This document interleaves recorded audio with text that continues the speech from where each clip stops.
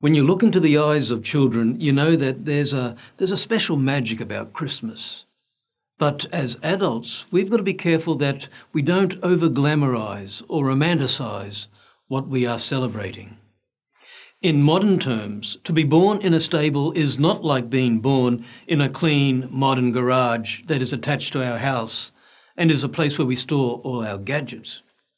On that night of birth in Bethlehem, it was freezing cold, windswept, and the place was filthy.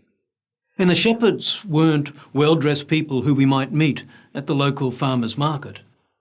They were the outcasts of society, rough, uneducated men who literally smelt of sheep. They were shunned by the rest of society and were not to be trusted. And yet, those were the first people whom God selected to hear the announcement of the birth of his Son. Not to aristocrats, but to shepherds. And there was no room in the inn, so it was this filthy, unlikely spot, a stable, where the child was to be born. It reminds us that God sees things quite differently than we do. God sees deep beneath the surface, into the very heart of things. So whether a person is well-dressed or poorly attired, whether a person is highly educated or never finished school, whether a person lives in a mansion or in prison, none of that in itself is important or impressive in the eyes of God.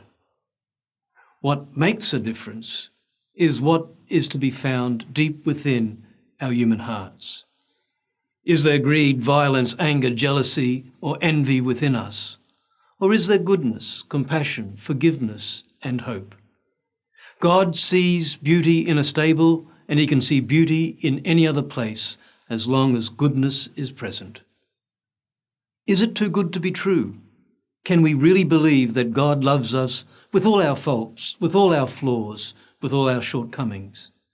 That is the message of Christmas. That is the message of the stable.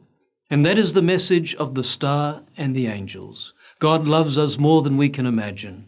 God loves us even when we struggle to love ourselves.